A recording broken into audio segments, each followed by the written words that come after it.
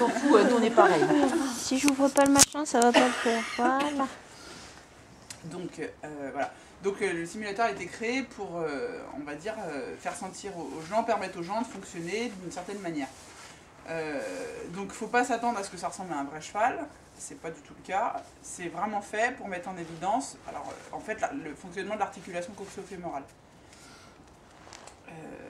Voilà. Alors, je vais pas m'en sortir.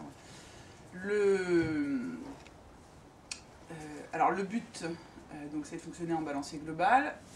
La raison, c'est que lorsqu'on est en lombaire ou en dorso-lombaire, en fait, le monsieur qui a inventé la machine, le protocole de formation, etc., qui est kiné, a constaté, puisque lui-même était cavalier, que sa femme était cavalière, etc., donc à un moment donné, il s'est rendu compte que l'instructeur d'où il était donnait des explications pour la position qui, lui, en tant que kiné, lui paraissait complètement inconcevable. Et donc, il s'est aperçu petit Bah, ils ont le droit, ils sont chez eux. qu'il pouvait y avoir, c'est grave, ils iront pas plus loin là, qu'il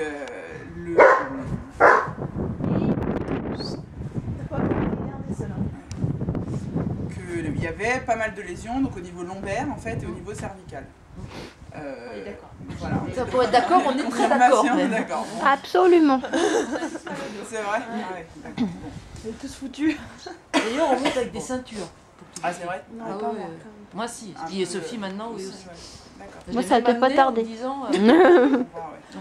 Ok. Alors, la différence qu'il y a entre donc, le balancier global et le dorso-lombaire ou lombaire, c'est qu'en fait, en balancier global, il n'y a aucun mouvement qui passe par la colonne vertébrale. Ça veut dire que rien n'est pris en charge par la colonne vertébrale au niveau articulaire. C'est-à-dire qu'il n'y a pas de vertèbres qui ondulent, enfin les unes par rapport aux autres. Tout est pris en charge donc, par l'articulation coxo-fémorale, qui va juste en fait se déplier et se plier en fonction de comment ça bouge sous vos fesses.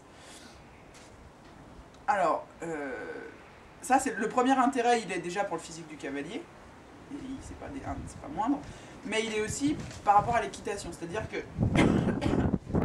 moi j'ai fait des tests avec un tapis à capteur, je ne sais pas si vous avez vu le blog ou pas, et en gros, mon centre de gravité, on pouvait visualiser en fait sur un ordinateur mon centre de gravité. Donc mon centre de gravité en balancier global, il bougeait sur 1,5-2 cm comme ça, juste il faisait un petit trait.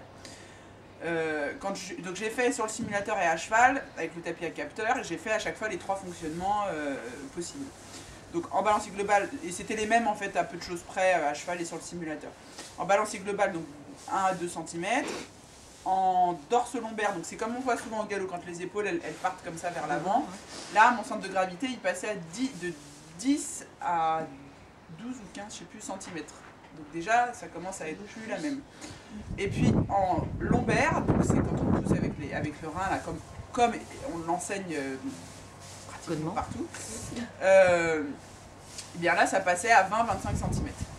Donc c'est le pire.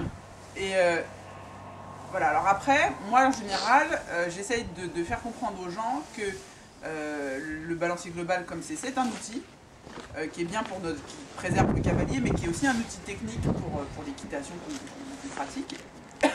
Vous faites tout quoi là, à cheval? Dressage, à part toi qui veux sauter. J'ai un peu d'obstacle, d'accord.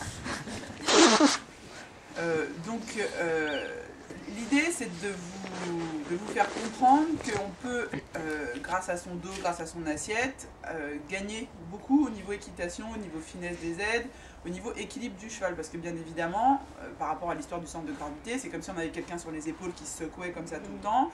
Bah, c'est moins évident de trouver son équilibre que si on a quelqu'un qui est stable au-dessus de nos épaules. Donc là, voilà, en gros. Alors après le protocole, bah, y a tout un tas de petits exercices qui vont vous emmener vers ce travail-là. Au départ, on va essayer de trouver la tension du dos nécessaire pour gainer la colonne vertébrale et laisser l'articulation coxo-fémorale fonctionner. Et puis on va faire un peu épaule en dedans, enfin tous les petits travaux qu'on fait en général habituellement, travail de galop, etc. Voilà. Est-ce qu'il y a des questions?